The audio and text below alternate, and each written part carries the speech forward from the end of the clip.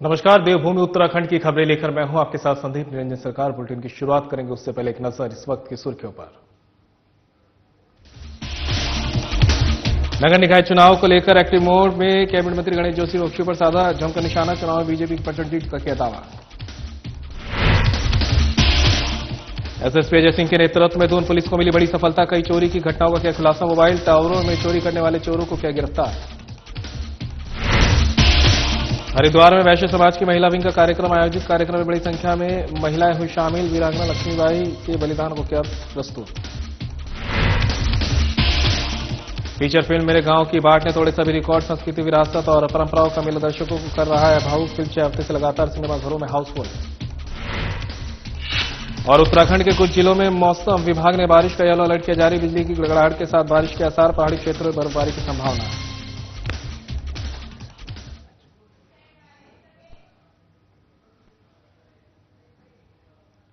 चलिए बुलेटिन की शुरुआत बड़ी खबर के साथ करेंगे। देहरादून से सामने आ रही है। कैबिनेट मंत्री गणेश जोशी की दहाड़ी बड़ी खबर आप तक पहुंचा रहे हैं।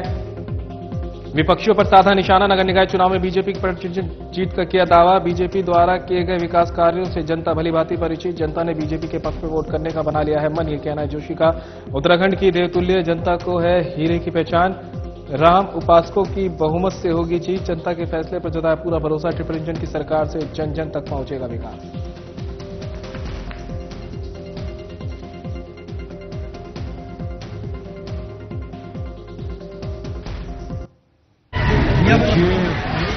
हालांकि दोनों छात्र संघ के अध्यक्ष हैं कि मुकाबला राम भक्तों राम विरोधियों के बीच है, जो राम के अस्तित्व को नकारते थे, जो कहते थे राम है नहीं, एक और पार्टी का प्रत्याशी है और एक भगवान राम के उपासक, जिनके प्रयासों से 500 साल की तपस्या के बाद राम मंदिर का निर्माण हुआ, एक करोड़ प्रत्याशी है। ये सनातनियों और सनातन विरोधियों के बीच का चुनाव है जो अतुल दिखाई दे रहा है। मैं सुबह से आज की छठी सभा है, 2 सभाएं और हम जा रहे हैं। दस से लोग सभाओं में उमड़ कर आ रहे हैं। लोगों ने ये तय कर लिया है, जहां मेयर के रूप में सौरभ को गद्दी पर बैठाएंगे, वहीं अपने अपने क्षेत्र से भारतीय जनता पार्टी की जो सभासद की प्रत्याशी है वो विजयी होंगी। ये दृश्य यहाँ पर दिखाई दे रहा है। इसके लिए मैं यहाँ की जनता का आभार व्यक्त करता हूँ कि यहाँ की जनता ने मेरे जैसे बहुत छोटे से कार्यकर्ता को, जो कभी फौज में सिपाही था, उसको 4 बार विधायक बना दिया, 3 बार मंत्री पद की शपथ ले ली। तो जो जनता एक सिपाही को यहाँ बैठा सकती है, ये तो हमारा हीरा है, जिसको जो है। ऋषिकेश में मेयर के लिए कांग्रेस प्रत्याशी दीपक जाटव के कार्यालय का उद्घाटन प्रदेश अध्यक्ष करण माहरा ने रिबन काटकर किया है। मौके पर सैकड़ों लोगों की भीड़ दीपक जाटव के समर्थन में पहुंची। लोगों ने दीपक जाटव को वोट देकर जीत दिलाने का भरोसा प्रदेश अध्यक्ष को दिया है। उन्होंने कहा कि इस बार शहर में बदलाव लाना है। प्रदेश अध्यक्ष ने भी लोगों से दीपक जाटव को जीत दिलाने के लिए भारी मात्रा में 23 जनवरी को वोट करने की अपील की है। प्रदेश अध्यक्ष ने कार्यालय के उद्घाटन के दौरान बीजेपी पर जमकर हमला बोला। शहर की तमाम व्यवस्थाओं को लेकर सवाल खड़े किए। राज्य में बढ़ रहे क्राइम के ग्राफ और अंकिता भंडारी हत्याकांड का मुद्दा भी उठाया। उन्होंने तमाम समस्याओं को सुलझाने के लिए नगर निकाय में कांग्रेस के प्रत्याशियों की जीत और 2027 में उत्तराखंड में कांग्रेस की सरकार को जरूरी बताया है। देखिए, जिस तरीके का उत्साह लोगों में, महिलाओं में, यूथ में, बुजुर्गों में देखने को मिल रहा है, मुझे लगता है सारे लोग अंकिता भंडारी के हत्यारे की नाम की जांच चाहते हैं कि उसका पता चले। लोग चाहते हैं महंगाई खत्म हो। लोगों में खासा उत्साह है विकास योजनाओं को लेकर के। कांग्रेस के लोग आएंगे तो विकास करेंगे। और लोगों में एक चीज मैं और देख रहा हूं, लोग कई किस्म की चर्चाएं भी यहां करते हुए पाए गए कि हमारे बच्चों की नौकरियां कैसे लेंगे जब भर्ती घोटाले हो। और फिलहाल रुकेंगे ब्रेक के लिए, कहीं मत जाइएगा, जल्द होंगे हाजिर।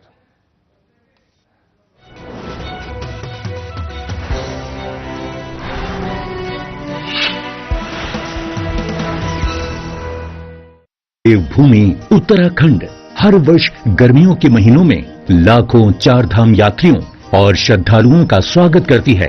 सर्दियों में धामों के कपाट बंद हो जाते हैं, लेकिन इस दौरान भी 4 धामों की पूजा अर्चना उनके शीतकालीन प्रवासों में अनवरत की जाती है, जहां बड़ी संख्या में तीर्थयात्री दर्शन के लिए आते हैं। उखी मठ के ओंकारेश्वर मंदिर में बाबा केदारनाथ, पांडुकेश्वर के योग ध्यान बद्री मंदिर में बद्री विशाल जी, खरसाली के यमुना मंदिर में मां यमुना और मुकबा के मुखी मठ मंदिर में मां गंगा का शीतकालीन प्रवास होता है।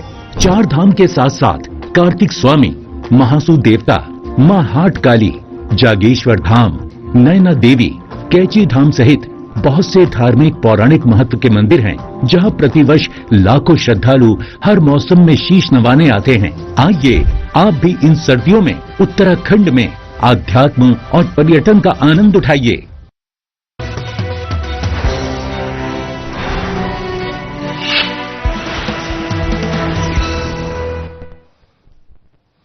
ब्रेक के बाद आप सभी का स्वागत है। बड़ी खबर का रुख कर लेते हैं। देहरादून से सामने आ रही है एसएसपी अजय सिंह की सटीक रणनीति लाई रंग। दून पुलिस को मिली बड़ी सफलता। अलग अलग थाना क्षेत्रों में हुई चोरी की घटनाओं का किया खुलासा। मोबाइल टावरों में चोरी करने वाले 4 चोर गिरफ्तार। चेकिंग के दौरान आरोपियों को किया गिरफ्तार। आरोपियों के कब्जे से चोरी की गई आरआरयू और घटना में प्रयुक्त वाहन को किया बरामद। आरोपियों के खिलाफ अन्य राज्यों में चोरी और लूटपाट के मामले हैं दर्ज। पुलिस आरोपियों के आपराधिक इतिहास की जानकारी में जुटी।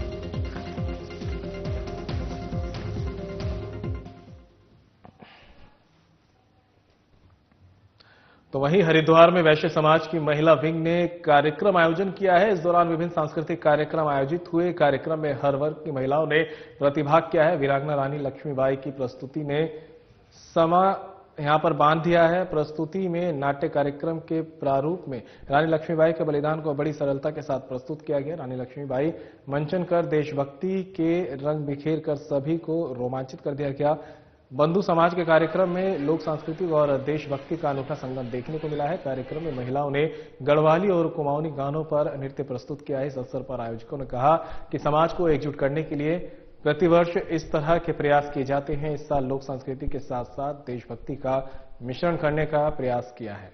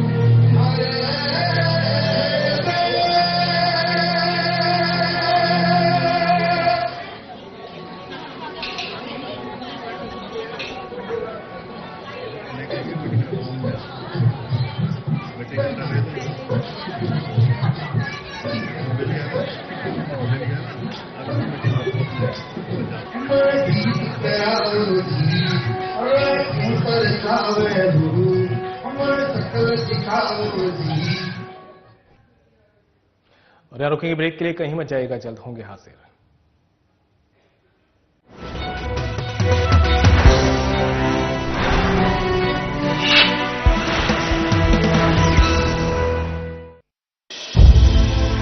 विंटर टूरिज्म का बेहतरीन केंद्र है उत्तराखंड। जहां नजर उठाएं प्राकृतिक सौंदर्य ही पाएं।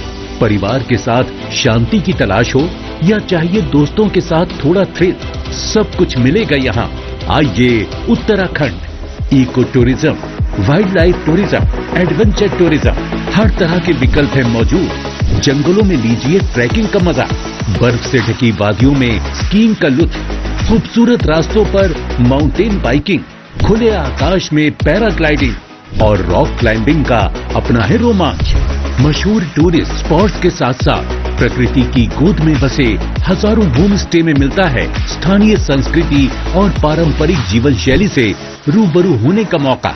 उत्तराखंड में हर अनुभव, हर गुजरा पल जिंदगी भर की यादें बन जाता है। आप भी उत्तराखंड में पर्यटन का आनंद उठाइए। आइए उत्तराखंड।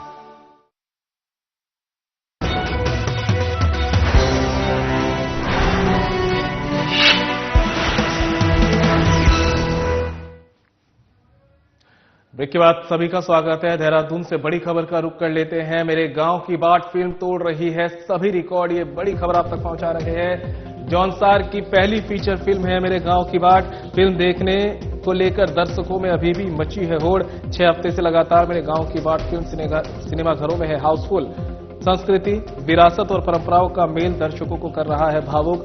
उत्तराखंड, हिमाचल और दिल्ली के सिनेमाघरों में लगी है फिल्म देखने के लिए प्रवासी पहुंच रहे हैं उत्तराखंड। फिल्म में संयुक्त परिवार के महत्व को दर्शाया गया। मेरे गांव की बाट फिल्म ने समाज को संयुक्त परिवार के रूप में रहने की दी सीख। फिल्म देखने के बाद अलग परिवार हो रहे हैं संयुक्त परिवार। जौनसार बावर के बिजनू गांव के अलग परिवार हुए संयुक्त परिवार। 35 वर्ष पहले अलग हो गया था परिवार।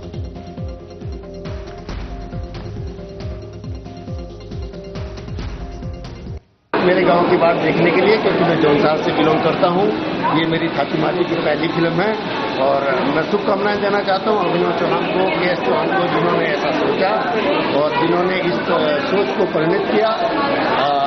ये हमारी लोक पंचायत की सोच है कि ये सामाजिक कार्यकारों के लिए समर्पित है और इससे बहुत लोगों को रास्ता मिलेगा।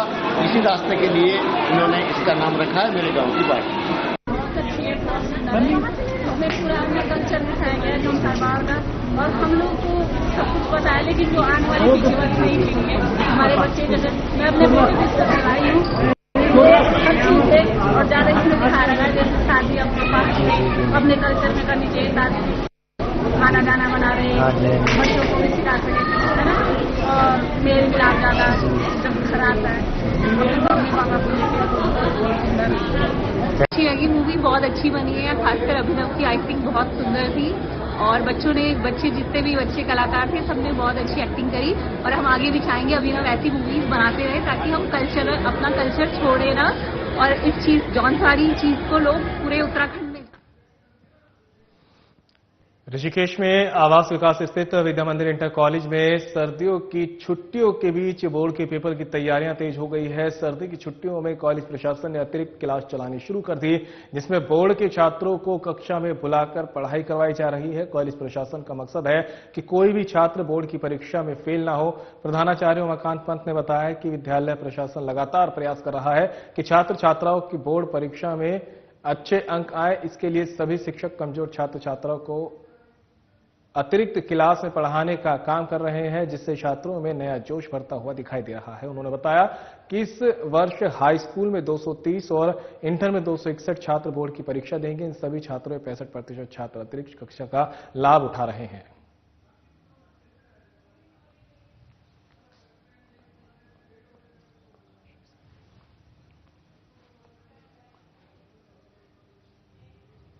और इस बीच भगवानपुर से बड़ी खबर सामने आ रही है। पुलिस और बदमाशों के बीच हुई है मुठभेड़। ये बड़ी खबर आप तक पहुंचा रहे हैं। भगवानपुर के हसनपुर टाडा जलालपुर जंगल के पास हुई मुठभेड़। बदमाश ने पुलिस टीम पर किया फायर। पुलिस की जवाबी फायरिंग में बदमाश के पैर में लगी गोली। घायल बदमाश को रुड़की अस्पताल में कराया गया भर्ती। घायल को गंभीर हालत में देखते हुए डॉक्टरों ने एम्स ऋषिकेश के लिए किया रेफर। 10,000 का इनामी था बदमाश से बाइक, तमंचा और खोखा किया बरामद। कई मामलों में फरार चल रहा था बदमाश। इस्तेकार निवासी सिकरौड़ा भगवानपुर के रूप में बदमाश की हुई पहचान।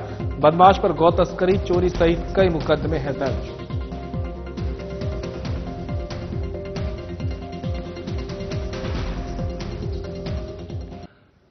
अभी भगवानपुर थाना क्षेत्र के अंतर्गत मंडावर के पास में पुलिस चेकिंग के दौरान एक व्यक्ति जो पूर्व में वांछित भी हमारे थाने से चल रहा था और 10,000 का इनामी था। पूर्व में गौकसी के मामलों में, साथ में चोरी के मामलों में भी वो वांछित लगातार चल रहा था।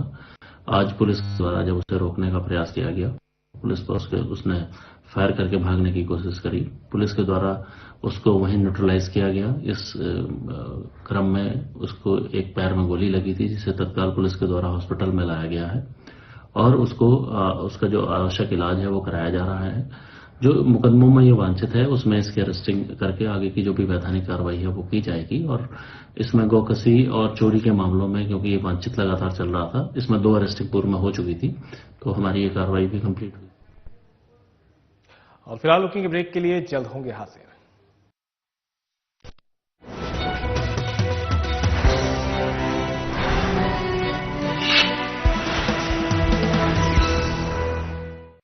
भूमि उत्तराखंड अब खेल भूमि बनने को है तैयार।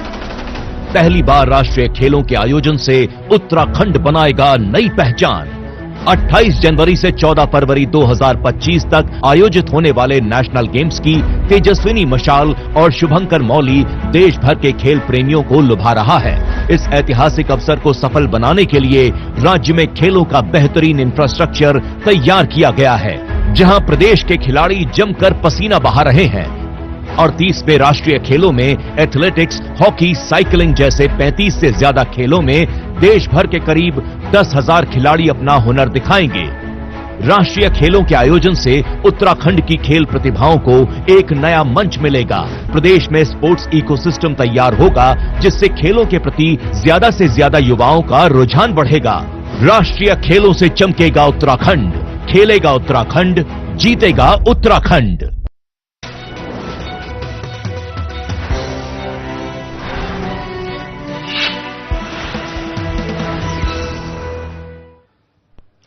ब्रेक के बाद आप सभी का स्वागत है। बड़ी खबर का रुख कर लेते हैं। देहरादून से सामने आ रही है, मौसम विभाग ने अलर्ट जारी किया है। बड़ी खबर आप तक पहुंचा रहे हैं। उत्तराखंड के कुछ जिलों में बारिश का येलो अलर्ट जारी। देहरादून, टिहरी, पौड़ी और हरिद्वार जिले में बिजली की गड़गड़ाहट के साथ बारिश की संभावना। उत्तरकाशी, रुद्रप्रयाग, चमोली, बागेश्वर और पिथौरागढ़ में भी हल्की बारिश के आसार। बिजली की गड़गड़ाहट के साथ बारिश के आसार। उत्तराखंड के ज्यादा ऊंचे क्षेत्रों में बर्फबारी की संभावना। बारिश और बर्फबारी से तापमान में दर्ज होगी गिरावट। सुबह और शाम मैदानी इलाकों में छा रहा कोहरा। कोहरे और पाले ने बढ़ाई ठंड। मैदानी क्षेत्रों में हल्की धुंध और कोहरे के चलते लोगों को परेशानी का करना पड़ रहा सामना।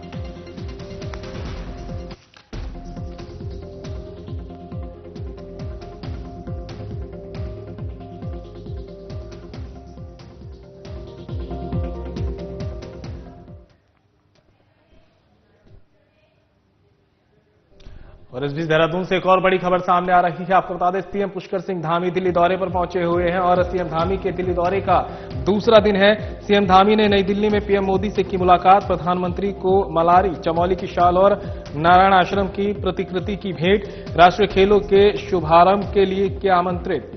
सीएम ने राज्य के विकास में पीएम मोदी के नेतृत्व, मार्गदर्शक और सहयोग के लिए प्रदेश की जनता की ओर से जताया आभार। राज्य में संचालित विकास कार्यों की योजनाओं के बारे में सीएम धामी ने पीएम मोदी को दी विस्तार से जानकारी। ऋषिकेश कर्णप्रयाग रेल परियोजना के प्रथम चरण पर तेजी से चल रहा है कार्य, कहना है सीएम धामी का।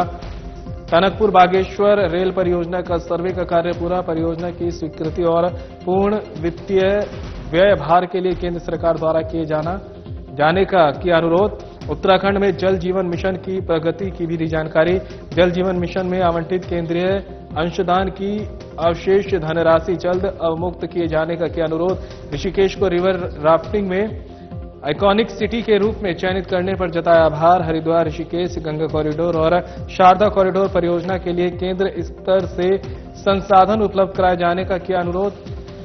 प्रदेश में भूपतीय ऊर्जा के दोहन के लिए आइसलैंड एम्बेसी के सहयोग से एक एमओयू प्रस्तावित, कहना सीएम धामी का। एमओयू पर पर्यावरण, वन एवं जलवायु परिवर्तन मंत्रालय, नवीन एवं नवीकरणीय ऊर्जा मंत्रालय और विदेश मंत्रालय से आवश्यक अनापत्ति पत्र किया जा चुका है प्राप्त। परियोजना के लिए सभी तकनीकी और वित्तीय सहयोग राज्य सरकार को प्रदान किए जाने का अनुरोध।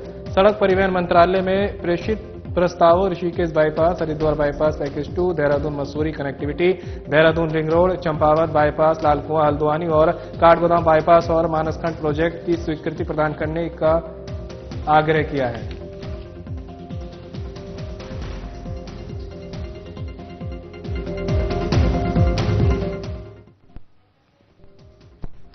और इस बीच एक और बड़ी खबर देहरादून से सामने आ रही है। नगर निकाय चुनाव के लिए प्रचार प्रसार जोरों पर है। ये बड़ी खबर आप तक पहुंचा रहे हैं। अधिकांश नगर निकायों में कांग्रेस और बीजेपी के बीच कड़ा मुकाबला। बागी भी बिगाड़ सकते हैं।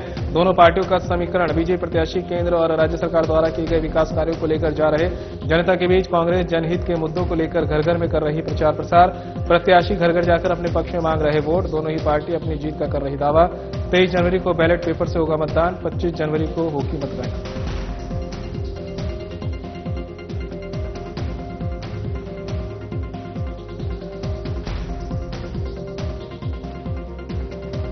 नगर निकाय चुनाव से जुड़ी बड़ी खबर आप तक पहुंचा रहे हैं। पल पल का अपडेट आपको हम रोज दे रहे हैं।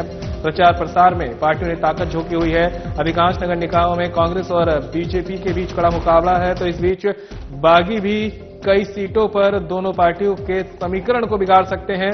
बीजेपी प्रत्याशी केंद्र और राज्य सरकार द्वारा किए गए विकास कार्यों को लेकर जा रहे हैं जनता के बीच।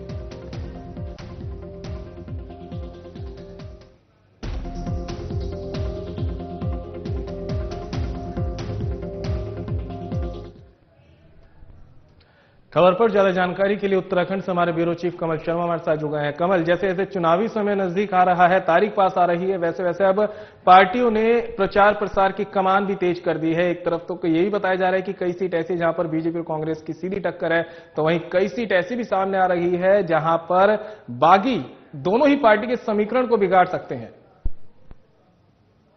बिल्कुल कहें तो आज, अगर हम कहें तो आज 2 तारीख हो चुकी है और आज गुरु नानक बाबू का भी जन्म है और कहीं हम लगातार हम देख रहे हैं कहीं न कहीं अब स्थिति जो है वो पूरी तरह से तेजी का प्रचार एक तरह से शुरू हो गया है। सभी पार्टियों ने अपने अपने अब कार्यालय खोलने शुरू कर दिए हैं। साथ ही अब जो वरिष्ठ नेता है वो भी अब कहीं ना कहीं प्रचार में धीरे धीरे निकलने शुरू हो गए हैं। तो लगातार हम देख रहे हैं कि लगातार चाहे वो भाजपा हो कांग्रेस हो, लगातार रणनीतियां बना रही है और चुनाव प्रचारों कैसे धार देनी, कैसे तेजी देनी उसमें लगे हैं। साथ ही अब पूरी पिक्चर क्लियर हो चुकी है कितने बागी मैदान में है, कितने हैं, और यही अब देखना है कि कितने बागी उस राष्ट्रीय पार्टी के जो प्रत्याशी अधिकृत प्रत्याशी हैं उनको कितना डैमेज करते हैं, कितना नुकसान करते हैं, यह भी देखना होगा। पर कुल मिला के कहें अब सभी प्रत्याशी, चाहे वो निर्दलीय हों, चाहे पार्टी के लोग हों, प्रत्याशी हो, और पार्टी की रणनीति भी अब जोर शोर से शुरू हो गई है और एक तरह से कहें अगले और 2-4 दिनों में कहीं ना कहीं प्रचार में और ज्यादा तेजी आ जाएगी। बिल्कुल कमल, धर्मेंद्र भी हमारे साथ लगातार जुड़े हुए हैं मसूरी से। धर्मेंद्र, आपके पास आना चाहूंगा। मसूरी की अगर बात करें तो किस तरह के यहां पर माहौल बना हुआ है, पार्टियां प्रचार प्रसार में किस तरह से जुटी हुई हैं, सड़कें किस तरह से दिखाई दे रही हैं? लगातार जो चीजें बनाई गई अध्यक्ष अपने प्रत्याशी हो, चाहे सभासद के प्रत्याशी हो, सभी ने अपनी अपनी चीजें बना रखी है और लगातार डोर टू डोर कैंपेनिंग चल रही है। महिलाओं की टीम अलग है, जो पुरुष है, युवा है, उनकी टीम अलग है। जगह जगह मोहल्लों और जो मुख्य मार्ग है, मुख्य बाजार है, वहाँ जाकर जो संपर्क किया जा रहा है। अब मुकाबला काफी दिलचस्प होता जा रहा है। लगातार जो अध्यक्ष पद के 5 प्रत्याशी है, पांचों की 5 जो है लगातार अपने प्रचार प्रसार में लग गए हैं। प्रचार अभी तेज हो चुका है। जो सभासद पद के प्रत्याशी है उन्होंने भी अपना प्रचार प्रसार तेज कर दिया है और लगातार क्षेत्र में जाकर मतदाताओं को रुझाने का काम कर रहे हैं। लेकिन एक चीज और है कि जो मतदाता है अभी तक खामोश बैठे हैं। मतदाता किसी के पक्ष में खुलकर सामने नहीं आए हैं और कहीं ना कहीं ये जो है प्रत्याशियों को जो है परेशान करने वाली बात भी है कि जिस तरीके से चुनावी माहौल चल रहा है, मतदाताओं को खामोश रहना कहीं ना कहीं प्रत्याशी के लिए भी दिक्कत का काम है। और जो अब यहाँ जो है मुख्य मुकाबला जो है अध्यक्ष पद के लिए शकुंतला पवार हो, चाहे नैन्सी पवार हो, चाहे भाजपा से मीरा सकलानी हो, कांग्रेस से मंजू भंडारी हो, चाहे निर्दलीय टीम सुषमा पवार हो, इन्होंने जो है अपने पूरे दमखम के साथ चुनाव लड़ रहे हैं। प्रचार प्रसार पोस्टर बैनर जगह जगह लगा दिए गए हैं। दोनों अपने अपने समर्थकों के साथ लगे हैं कि किस तरीके से जो है मतदाता उनके पक्ष में आए और अब धीरे धीरे जो है चुनाव प्रचार काफी गति पकड़ चुका है और लगातार क्षेत्रों में जो है घर घर जाकर टीमें काम कर रही हैं और इसके साथ ही जो है कार्यालय जो है जो प्रत्याशी उन्होंने अपने अपने कार्यालय खोल दिए गए हैं उनके द्वारा और लगातार जो उनके समर्थक है और जो उनके अपने वोट हैं वो लगातार वहाँ आ रहे हैं, उनको बांधने का प्रयास कर रहे हैं किसी तरीके से उनके पक्ष में मतदान होती। बिल्कुल धर्मेंद्र, कमल भी हमारे साथ लगातार जुड़े हुए हैं। कमल, एक तरफ तो पार्टी के प्रत्याशियों ने चुनाव प्रचार में ताकत झोंक दी है, वहीं अगर बात करें जो गेम चेंजर चुनाव में साबित होती है जनता, कहीं ना कहीं देखा जाए निकाय चुनाव में आरक्षण जब से यहां पर हुए हैं तब से एक माहौल उस तरह का जनता के बीच नहीं दिखाई दे रहा। कितना असर देखने को मिलेगा? बिल्कुल सही कहें तो जहां जिस निकायों में, जिस नगर पालिकाओं में और जिस नगर निगम में आरक्षण जनता के मुताबिक नहीं हुए हैं, वहां कहीं ना कहीं हम जो देख रहे हैं लोगों की बातचीत चल रही है, लोगों से बातचीत करते हैं, वो कहीं ना कहीं इसको कहीं ना कहीं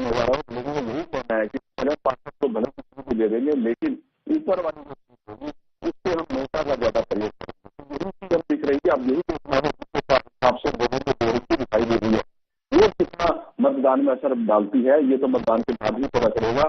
पर कुल मिला के कहें, जहां अनुरूप जनता के अनुरूप आरक्षण नहीं हुए, वहीं कहीं ना कहीं लोगों में काफी नाराजगी दिखाई दे रही है और इसका नाराजगी का असर कहीं ना कहीं आने वाले समय में। शुक्रिया। और धर्मेंद्र, तमाम जानकारी के लिए आपका भी बहुत बहुत शुक्रिया।